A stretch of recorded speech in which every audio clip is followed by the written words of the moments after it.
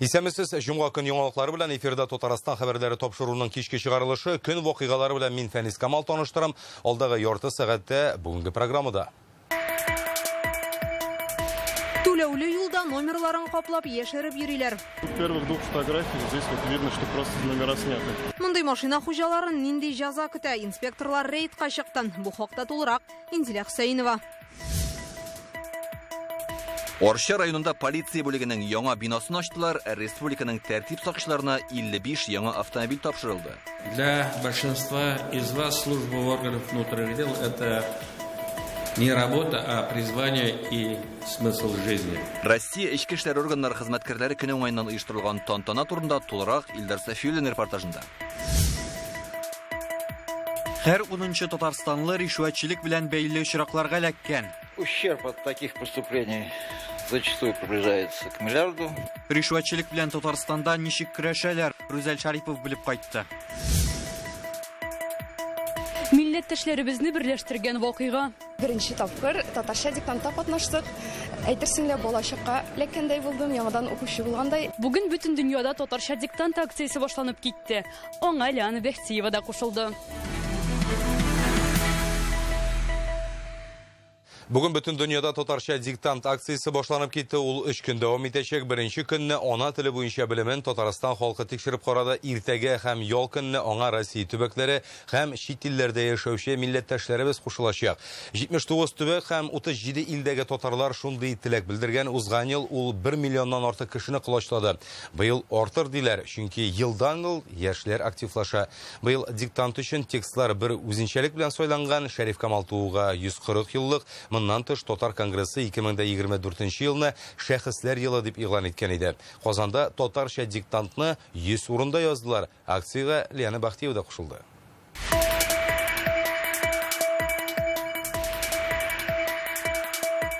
Ялтырап яткан агым су буйлап, Еракларга сузылып киткән куе урманлык.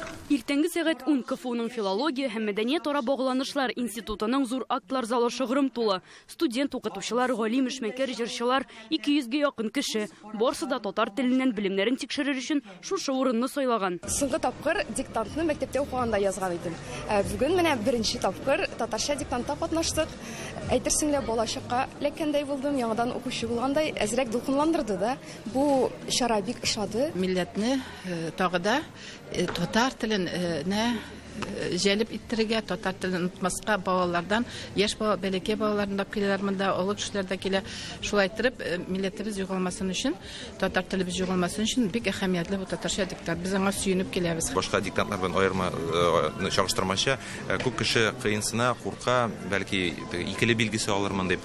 Менә монда андый хис бөтенләй юк, чөнки кеше ихластан килеп, дәррәү кубып, менә шу матур акциядә катнаша. Акциянең беренче көнендә катнашучылар Шәриф Камалның матур туганда әсәреннән үзек яздылар. Ул очраклыгына сайланмаган. Быел язучының тууына 140 ел тулды. Матур туганда роман әлбәттә ул социалистик реализм жанрында язылган роман, әмма аның теле шактый матур, шактый үзенчәлекле, һәм ул Шәриф Камалның иң яхшы әсәрләреннән берсе дип санала. Шунысы кызыклы, әлеге роман ул 4 өлештән торган зур эпопеяның беренче кисәге буларак күзалланган. Бүген диктантның беренче көне иде. Аны шимбә һәм якшәмбе дә язып булачак. Россия төбәкләрендә яшәүчеләр өчен Гомәр Бәшировның туган ягым яшел бишек сайланган. Чит илләрдәге милләттәшләр Мирсә Әмирнең Ак Идел әсәреннән үзектә сынала. Акциягә үзеңә уңайлы вакытта diktant.tatar сайты аша онлайн кушылып була. 3 көн дәвамында диктант текстларын сәгать 11-дә ТНВ һәм ТНВ Планетада трансляция аша да укыйлар. Дашыларның тәрәзә ишекләре такталар белән кадакланган. Бүген Татарстан милли китапханәсендә татарча диктантны танылган шәхесләрдән Илсур Хадиуллин, Васил Шәйхразыев, Гүзәл Сагыйтова, Фирдус Тимаев, Гөлназ Сафарова язды. Сыналу мизгелләре безнең каналда да күрсәтелеп бара. Киләсе ел татарча диктант акциясенең юбилее 10 ел тула. Без аны тагын да масштаблырак уздырырга телибез. Шуңа бекендә безнең бар идея Россия рекордлары китабына керергә. Без аны хәзер улыбыз, өйрәнәбез, ничек моны эшләргә. Быел Татарстанда язу нукталарының саны 2000 ярымга җиткән. Дөнья буйлап акциягә 1 миллионнан артык кеше кушылачак. Туган телебезне менә без бүгенге көндә өйрәнү мәсьәләсен төрле ясалыкта куябыз. Кызык сундыру мәсьәләсе бар. Бу бит кызык сундыру чарасы буларак та оештырыла. Телебезне яшәтү, битараф булмау һәм гомумән халкыбызны берләштерү өчен аерым бер форсат нигез булып тора. Диктантны менә шушы махсус бланкта яздылар. Монда исем һәм фамилияны, шулай ук кайсы төбәктә яшәвеңне күрсәтергә кирәк иде. Соңрак диктант татар сайтына менә шушы мәгълүматны урнаштырып, билгене белеп була, нәтиҗәләр бер айдан игълан ителәчәк.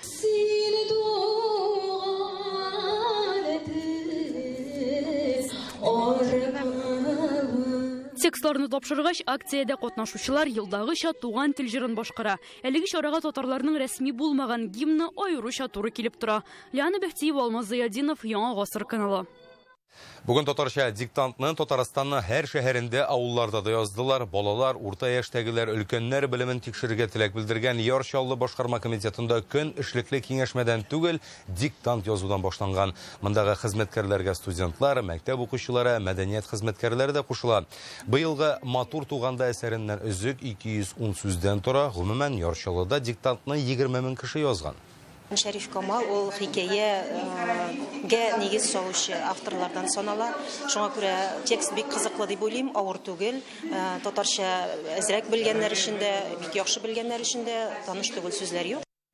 Түбән Камада яшәүчеләр диктантны халыклар дуслыгы йортында язган. Быел акциядә катнашучылар арасында студентлар шактый күп. Татар теленең куллану даирәсен арттырасы, аны яшьләр арасында танытасы килә диyorlar.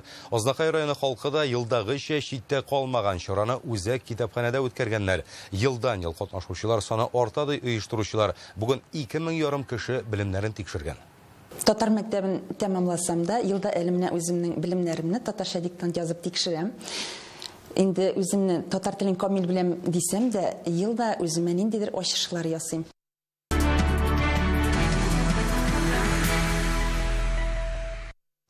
Башка яңалыклар белән дәвам итәбез. Бүген М12 трассасының Татарстаннан узучы өлешендә Автодор оешмасы белгечләре һәм дәүләт автоинспекциясе хезмәткәрләре номерларын яшереп йөрүчеләрне туктатты. Октябрь аеннан андый хукук бузучыларга карата җәза катгыйланган. Хәзер номерларын махсус җайланма белән каплап йөрүчеләр машина йөртү тоныклыгыннан мәхрүм ителергә мөмкин. Шундый ук чара трассадан инде берничә мәртәбә пычрак яки кагаз белән яшерелгән номерлар белән узучыларга да кагылачак. Теманы Инзилә Хусаинова дәвам итә. Ну, тут понять сложно по фотографии, если такое устройство специальное. Но на первых двух фотографиях здесь вот видно, что просто номера сняты.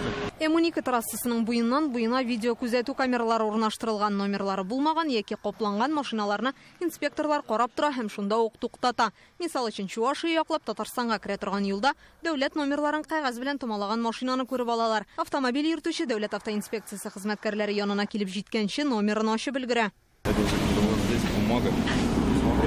Кагыйдә бозуның дәлилләре барлыгын күрсәткәннән соң машина йөртүчегә карата бер көтмә төзиләр. 2000 рублей в течение 20 дней 2500 рублей. Штраф салганнан соң егет камерага сөйләүдән баш тартты.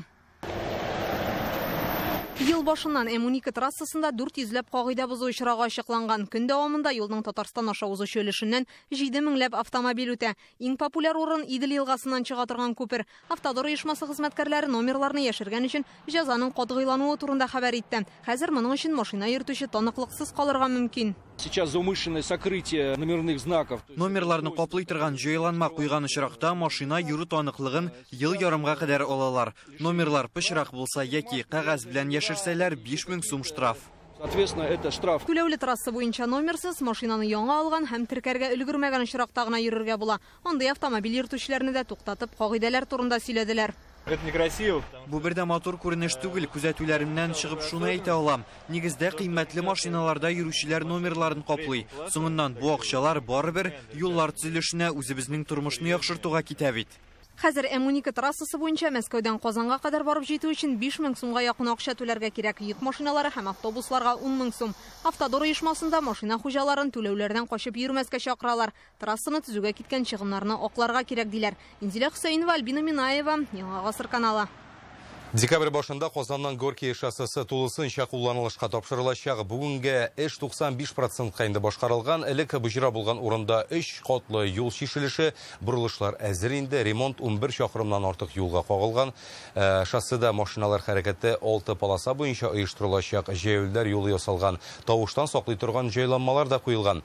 Светофорлар булмаячак. Шуңа юлдан сәгатенә 11000 машина узала. Бу элеккегедән 2 тапкырга күбрәк дигән сүз. Объект проектта эш барышы белән Илсур Миршинны таныштырдылар. Бер ай эчендә җир өсте һәм җир асты кичүләрен тышлап, тимер юл күпер яныннан узучы велосипедчылар юлын җиһазландырып бетерәсе калган. Это излюбленное направление наших дорогих жителей Казани на даче. Горький шоссесыннан Казанлар дачага күпләп йөри. Ул М7 трассасына Салават күпере микрорайонына илтә. Әлеге проект күптәннән хыялда бар иде. Төзекләндерүне башкарып чыгарга республика рәисе хөкүмәт федераль программалар ярдәм итте. Бик зур рәхмәт. Декабрь башында юл машиналар хәрәкәте өчен ачылыр дип планлаштырабыз. Татарстанда яшәүче һәр 10-нчы кеше ришвәтчелеккә юлыккан, аларның 40% акчаны үзе алган яки биргән дип санала. Бу республикада уздырылган сораштыру нәтиҗәсе. Татарстан рәисенең ришвәтчелеккә каршы сәясәт мәсьәләләре буенча идарәсе 3500 кеше белән аралашкан. Бу тармакта хукук бузу очраклары 13 ел эчендә 2 тапкырга кимегән. 2011 елдан Татарстанда даими эш алып барыла. Ярты ел саен район хакимиятләре, министрлык һәм дәүләт оешмалары эшчәнлегенә бәя бирәләр. Ел саен бу өлкәдә 1000 җинаять эше дә кузгатыла. Кешеләр үзләре дә ришвәтчелек очраклары турында дәүләт органнарына хәбәр итә. Ярты елда халык контроле хезмәтенә шундый 21 мөрәҗәгать килә. К проблемным отраслям у нас традиционно относятся те сферы, где наибольшее количество бюджетных средств. Ришвәтчелек очраклары гадәттә акча күп бүлеп бирелгән тармакларда ачыклана. Моның сәбәбе гади, бюджетның бер өлешен кеше үз хисабына тотырга омтыла. Нәтиҗәдә миллиард сумга кадәр зыян килергә мөмкин. Әмма хукук сакчылары үзләштерелгән акчаны нигездә тулысынча кайтаруга ирешә. ФСБ дәүләт иминлеге хезмәткәрләре Ярчаллыда 35 яшьлек ир-атны тоткарлаган. Ул Украинаның террорчылык оешмасы эшчәнлегендә катнашкан дип шикләнелә. Тикшерү барышында ачыкланганча, ир-ат республика территориясендә диверсия кылыр өчен алар белән 1 ел элек элемтәдә була. Беренче фораз нигезендә ул оборона сәнәгате объектларының урынын хәбәр итеп торган, шулай ук ут төртү җайламалары ясау өчен кирәк булган әйберләрне урманда яшереп саклаган булырга мөмкин. Осознаю, что указанные мною действия были опасны и представляли угрозу безопасности Российской Федерации и ее гражданам. Следственным отделом УФСБ в отношении указанного лица... Федераль куркынычсызлык хезмәте идарәсенең тикшерү бүлеге ир-атка карата җинаять эше кузгатты. Ул Россия кануны нигезендә террорчы дип табылган оешма эшчәнлегендә катнашу маддәсе буенча карала. Признана террористической. Бу якшәмбе 10 ноябрьдә Россиядә эчке эшләр органнары хезмәткәрләре көне билгеләп үтелә. Бүген Казанда шул уңайдан тантана узды, анда республика рәисе Рөстәм Миңнеханов катнаша. Ул БРИКС саммиты вакытында югары дәрәҗәдә иминлекне тәэмин иткән коллективка рәхмәтен белдерде. Алдынгылар дәүләт бүләкләренә ия булды. Шулай ук 55 полиция хезмәткәре машина алды. Тантана видео язма караудан башланды. Анда ел дәвамында узган зур вакыйгалардан үзекләр күрсәтелә. Аларның берсендә тәртип сакчыларынан башка күз алдына китереп булмый. Киләчәк уеннары вакытында Татарстанның 2300 полиция хезмәткәре эшләгән. Халыкара Казан форумына 2000 тәртип сакчысы җәлеп ителгән. Төп вакыйга БРИКС саммиты. Анда Татарстан һәм Россиянең башка төбәкләреннән 6500 полиция хезмәткәре тәүлек буе кизү торган. Шушы гаять әһәмиятле вакыйгаларны тыныч уздырырга ярдәм иткән өчен Рөстәм Миңнеханов эчке эшләр министрына һәм коллективка рәхмәтен белдерде. Поздравляю вас с профессиональным праздником. Для большинства из вас служба в органах внутренних дел – это не работа, а призвание и смысл жизни. Мы знаем, как нелегка ваша служба, но вы несете ее с честью, достойно продолжая лучшие традиции советской милиции. Полиция хезмәткәрләре ел башыннан катлаулы һәм узган елларда кылынган җинаятьләрне ачуын дәвам итә. Кеше үтерүдә шикләнүчеләрне, кесә телефоны мошенникларын тоткарлаган, качып йөрүчеләрнең изенә төшкән. Тәртип сакчыларына еш кына үз гомерен куркыныч астына куярга туры килә. Әйтик, май аенда өлкән лейтенант Фәнис Миннебаев белән лейтенант Денис Гусаров яна торган фатирдан кичкенә кызны алып чыга. Августта Алабугадагы участок полициясенең өлкән хезмәткәре Радик Гарипов елгада суга батучы ирне коткара. Эчке эшләр министр Дамир Сатыртдинов һәркемгә рәхмәтен белдерде. Уважаемые коллеги, еще раз от всей души поздравляю всех присутствующих с нашим общим праздником. Хөрмәтле хезмәттәшләр, чын күңелдән уртак бәйрәмебез белән котлыйм. Узак еллар хезмәт итүегезне, сезгә һәм гаиләләрегезгә саулык, сәламәтлек, бәхет, күңел тынычлыгы телим. и всего самого наилучшего. Рөстәм Миннеханов хәзер СВО зонасында булган тәртип сакчыларының хезмәтен югары бәяләде. Алар хәрбиләр белән иң куеп әһәмиятле бурыч башкара. Дөньяда бүгенге катлаулы шартларда безнең илдәге тотырыклыкны какшатырга теләүчеләр күп. Шуңа күрә уяу булырга кирәк ди Рөстәм Миннеханов. Халыкның иминлеге тәртип сакчыларының фидакар хезмәтеннән тора. Татарстан рәисе алдагы бурычларны билгеләде. Сегодня перед сотрудниками органов внутренних дел стоят новые непростые вызовы. Иностранные спецслужбы, в первую очередь украинские, делают все возможное, чтобы внести разлад, дестабилизировать обстановку в стране. Все это значительно усиливает имеющие риски и угрозы. Убежден, вы и впредь будете профессионально и ответственно решать все поставленные задачи, честно и преданно служить Отечеству. Рөстәм Миннеханов иң алдынгы хезмәткәрләргә Россия һәм Татарстанның дәүләт бүләкләрен тапшырды. Россия эчке эшләр хезмәткәрләре көне 10 ноябрьдә билгеләп үтелә. Аның алдыннан министр Дамир Сатретдинов катнашында Орча районында полиция хезмәткәрләре өчен яңа бина ачылды. Казанда исә республиканың тәртип сакчыларына яңа 55 автомобиль тапшырдылар. Илдар Сафиуллин, Яңа Гасыр каналы. Татарстан вәкилләре Самарда оештырылган хәтер парадында чыгыш ясады. Бездән анда Казанның кадет интернат мәктәбе укучылары катнаша. Уку йорты Советлар Союзы герое Борис Кузнецов исеме белән аталган укучыларның кулында республика әләме җилферди. Йөрешне ел саен үткәрәләр, максаты легендар хәрби парадны онытмау. Аны 1941 елда ул вакытта Куйбышев шәһәрендә үткәргәннәр. Быелгы йөрештә 7000 ярым кеше катнашты. Хәтер парады гаилә елына багышланган.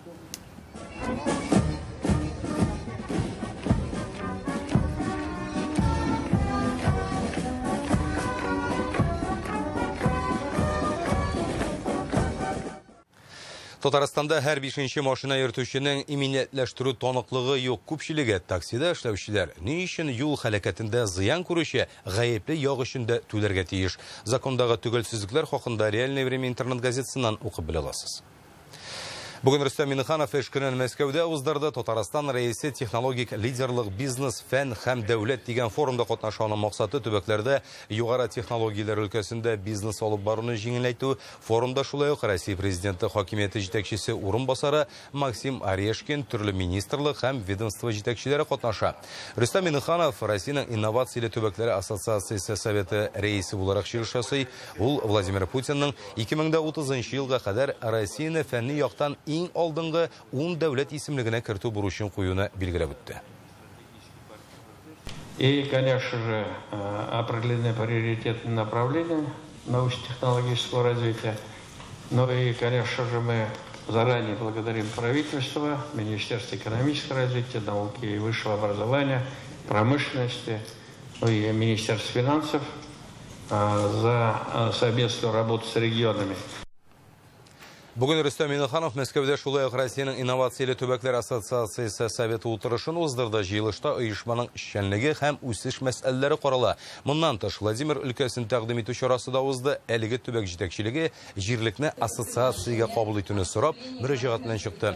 Җыелышта шушы мәсьәлә буенча тавыш биреп, аны оешма составына кертү турында килешү имзаладылар. Моңа кадәр ассоциациядә 18 төбәк булса, бүген аларның саны тагын 1-гә артты.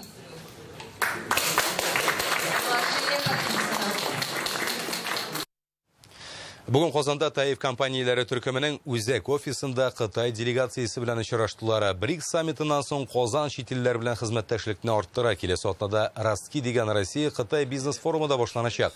Бүген Кытай Милли нефть корпорациясенең инженер материаллар буенча фәнни тикшерү институты белән Таиф компаниясе арасында хезмәттәшлекне җәелдерү нияте турында килешү имзаланды. Әлеге институтның нефть һәм химия, энергетика, турба җитештерү өчен чимал ясау тәҗрибәсе зур. Таиф нефть химиясе һәм эшкәртү буенча илдә алдынгылардан санала. Эшлекле мөнәсәбәтләрне ныгыту өчен юнәлешләр байтак ди җитәкчеләр. Бүген без Таиф компаниясе белән нефть химиясе һәм нефть эшкәртү тармагында уртак лабораторияләр булдыру турында килешүгә кул куйдык. Бу ил җитәкчеләре Си Цзиньпин белән Владимир Путин тәкъдиме буенча башкарылган эш.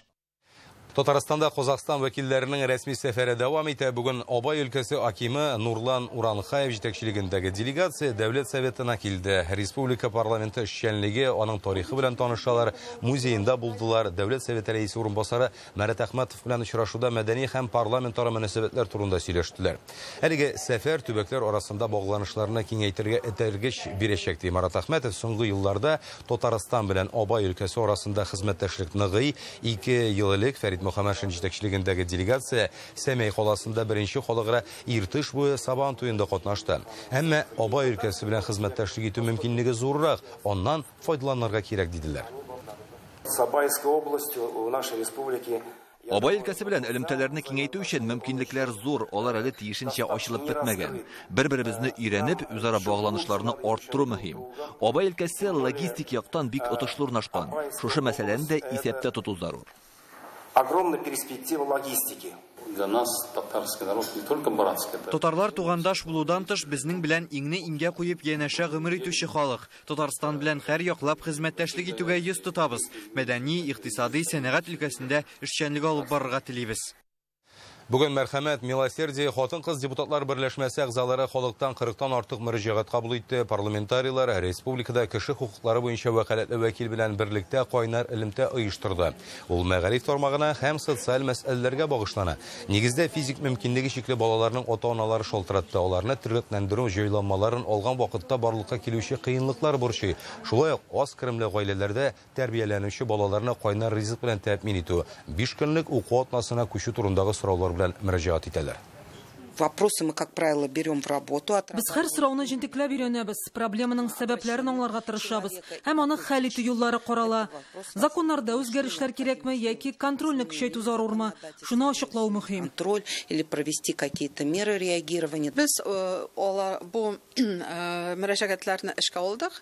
Хәзер сөйләшәбез безнең органнар белән, безнең белән монда кайнар линиядә прокуратурадан һәм Мәгариф министрлыктан алар менә бу мөрәҗәгатьләрне эшкә алдылар. Йортта юк, документлар да, киемнәр дә, барысында янгын юк итә. Пушкаревлар белән шундый бәла 6 ноябрьдә килеп чыга. Күп балалы гаиләнең бар мөлкәте кара күмергә әйләнгән.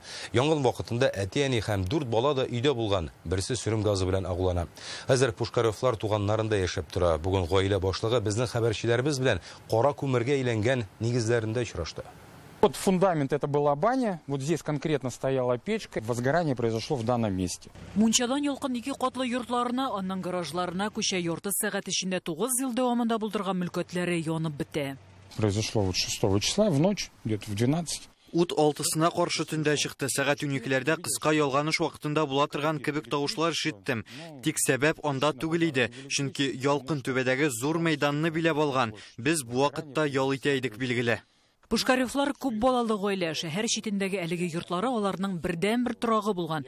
Әти-әни һәм 4 бала бу өйдә ел әйләнәсе яшәгән.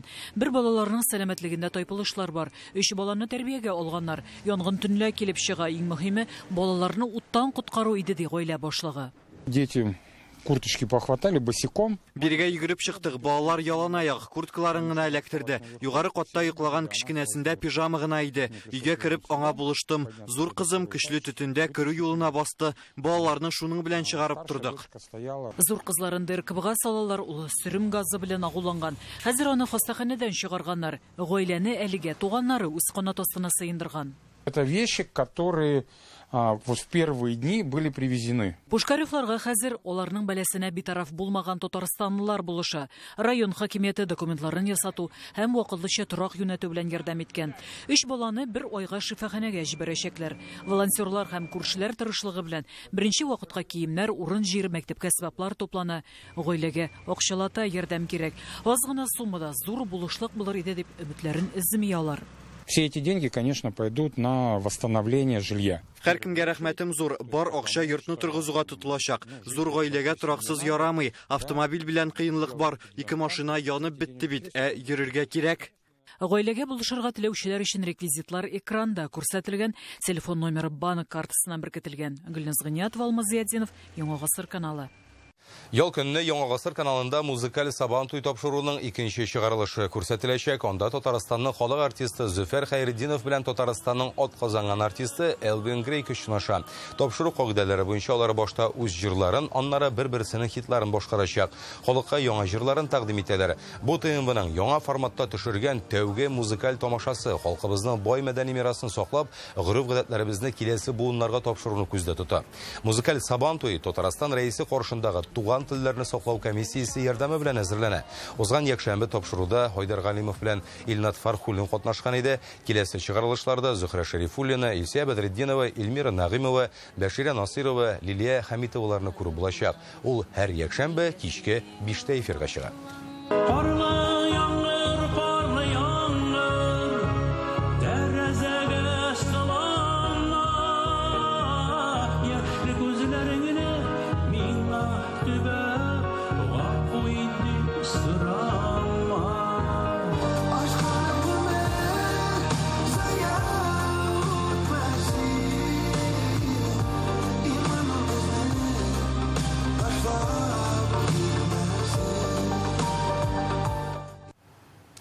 Хәбәрләрне башыннан ахырына карагансыз икән, димәк, гомерегез зая үтмәгән. Исән сау булыгыз.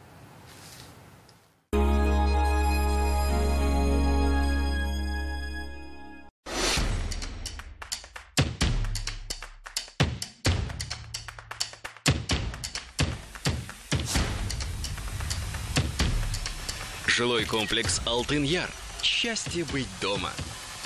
13 ноябрь филармония. Популяр композитор Сау Булашу, Соңдыршу, Соңдыр, Әнкәмнең дуалары, Кіркәле таулары, Кышкышия һәм башка җырлары белән халык күңелен яулаган хитлар авторы Илгиз Закировның татар эстрадасы йолдызлары катнашында юбилей концерты. 13 ноябрь филармония. Татарстанның халык артисты Гүзәл Уразова. 16 ноябрь Мәскәү Измайлова концертлар залында.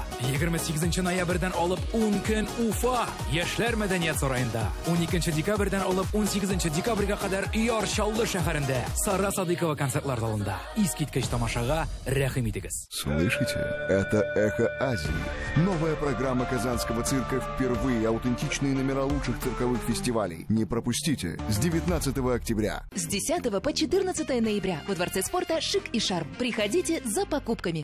Смотри премиальный пакет «Премьер» целый год бесплатно и далее с отличной скидкой. Телекарта.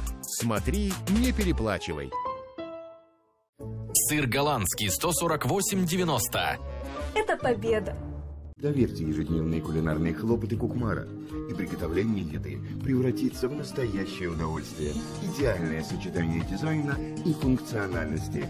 Кукмара обеспечит успех вашим кулинарным экспериментам.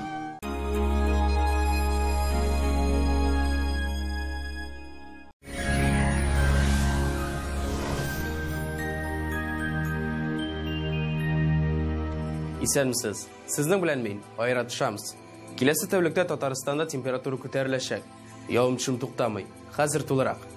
Горки Әмәт паркы янәшәсендә Горки метро станциясе янында сезнең өчен Новые Горки торак комплексында кирпечтән төзелгән йортта махсус дизайнда эшләнгән һәм white box ремонты белән фатирлар тәкъдим ителә. Тулырак мәгълүматны 2-677-677 телефоны аша шалтыратып белә аласыз. Грань төзелеш компаниясе. Квартиры с чистовой отделкой для тех, кто выбирает жизнь в новом формате. Жилой комплекс «Город-парк. Новые Горки». 2-677-677. Яндекс Погода сервисы мәгълүматлары буенча Яшел Үзән, Арча, Кукмарада булытлы, яңгыр явачак. Тәүлек дәвамында температура 2-3 градус җылы булачак. Буа, Шүпрәле һәм Кама тамагында булытлы, яңгыр явачак. Температура көндез дә, төнлә дә 3-4 градус җылы. Чистай Ширмешән һәм Аксубайда булытлы, яңгыр көтелә. Урыны белән җипшек кар.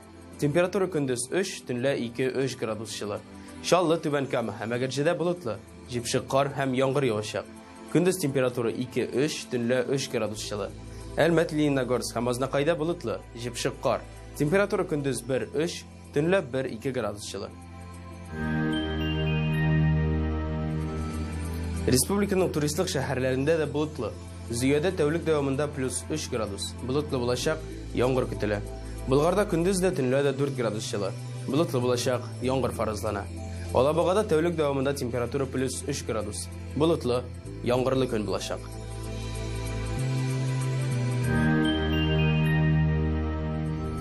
Казанда да яңгыр.